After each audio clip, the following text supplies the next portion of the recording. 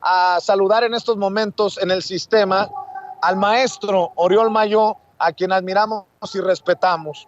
Ya quisiera escuchar la voz de Oriol Mayó en estos los considerados los más importantes espacios de radio y televisión, diciendo las cosas como son. Urge, imprescindible que se apruebe la reforma eléctrica si no queremos que México vaya a terminar como España. Nuevamente España rompe récord con el precio de la luz, 442 euros por megavatio, por ahí de los 9,000 pesos. Y lo digo con mucha responsabilidad. Insisto, ya quisiera escuchar en los más grandes espacios, entre comillas, más grandes, importantes espacios de radio y televisión, la voz de Oriol Mayó diciendo es imprescindible la reforma eléctrica que se apruebe si no queremos ir por esa misma ruta. Querido Oriol, muchas gracias por hacer un espacio, te ofrezco una disculpa por hacerte esperar tanto. Desde aquí, desde el Zócalo, te mando un abrazo. Hola Vicente, ¿cómo estamos? No importa esperar si vale la pena. Bueno, como tú dijiste, la situación, digamos, energética en Europa, además a partir de la gran decisión, digamos, de enfrentarse, ellos ser parte de la guerra en vez de procurar la paz o procurar negociar. Entonces, claramente lo que tenemos, sí, a partir del domingo, el mercado liberalizado, privatizado eléctrico, el mercado que se llama el día después, es el día antes, el domingo o el lunes, se hacen las ofertas en el mercado pool, que se llama la subasta, entonces uno puede saber hoy o mañana a cuánto va a estar el megavatio hora. Y obviamente algunos picos horarios han sido tan impresionantes como, si no me equivoco, a las 8 de la tarde, el megavatio hora estaba previsto en unos 700 euros. Una cifra brutal, impactante, aunque hay que decir que ahí hay dos tipos de tarifa. Eso es el mercado spot, la subasta eléctrica que se llama, donde participan todos los privados.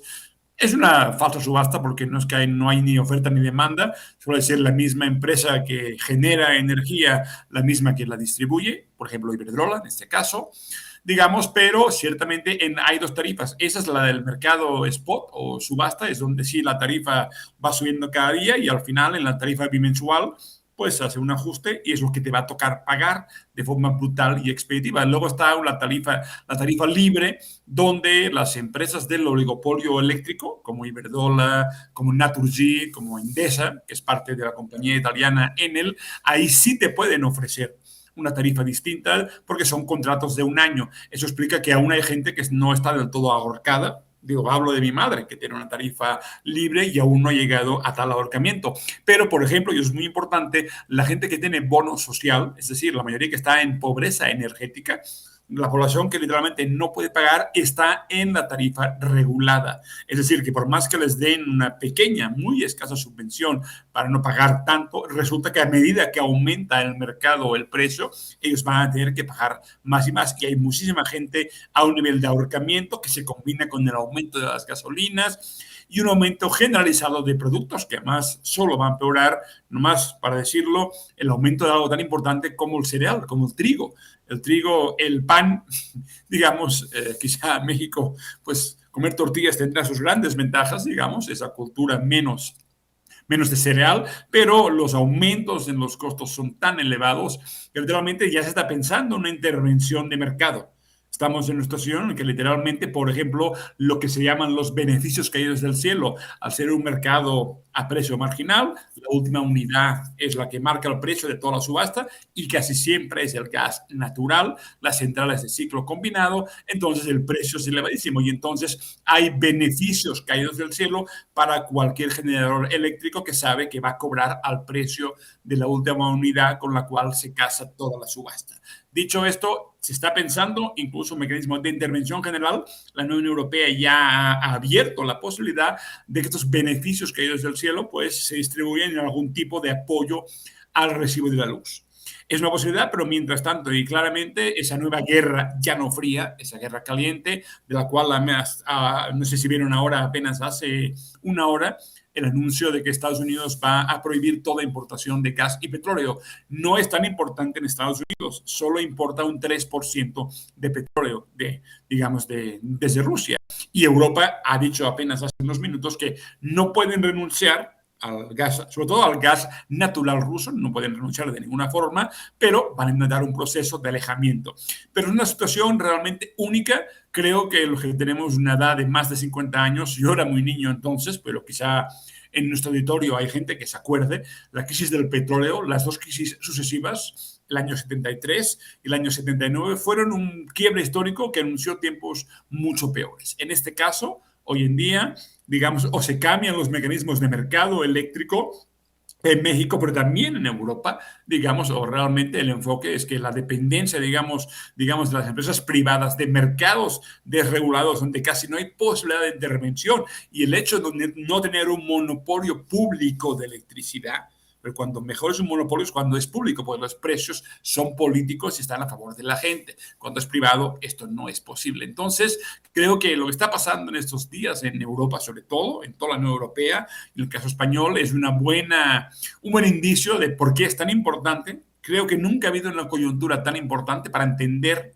lo relevante que es la reforma, digamos, eléctrica y otras reformas que tendrán que venir, porque Vicente, y acabaría aquí, recordemos el gravísimo error brutal e impactante de las dos administraciones anteriores, Calderón y Peña Nieto, de alguien decidió la Generalidad que en vez de producir gas nosotros, el gas asociado al petróleo y otras formas de extracción que existen, decidimos que era mejor importar de Texas. Acordémonos qué pasó el año pasado en febrero, cuando hubo un problema en Texas y el gobernador decidió que no iban a exportar gas a México. Entonces tenemos una dependencia muy fuerte del gas de Estados Unidos y creo que ya será un tema por tiempos históricos para el próximo sexenio, pero es fundamental que la recuperación de la soberanía energética pase por algo tan importante. Tenemos gas en México.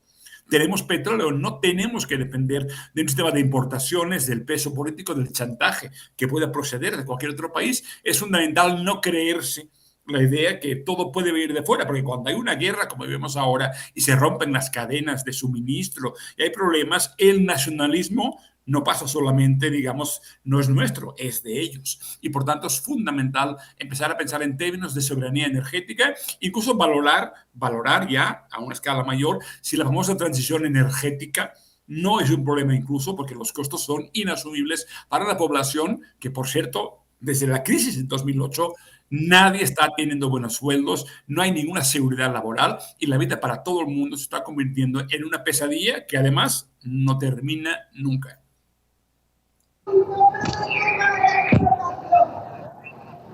¿Sí? Pues más claro ni el agua, Oriol Mayó. Los que voten a favor de la reforma eléctrica estarán votando a favor de la soberanía energética de México, y los que voten en contra estarán votando en contra del pueblo. No lo podría entender de otra manera con lo que nos estás explicando, comparando el caso con España, mi querido Oriol Mayó. Para cerrar una reflexión, también tus redes sociales, querido Oriol, agradeciéndote tu generosidad, tu paciencia.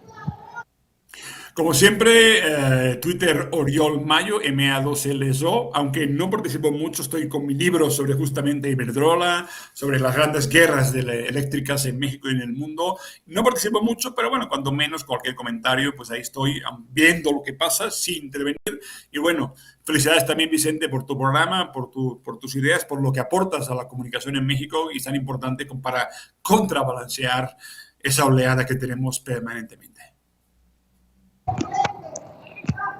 Muchas gracias, Oriol. Nos vemos pronto en otra mesa de diálogo de las de Sin Censura Nocturno o en este espacio también libre como el viento. Te mando un abrazo, todo mi respeto y mi admiración para el maestro igualmente, Oriol. Un abrazo de vuelta, nos vemos.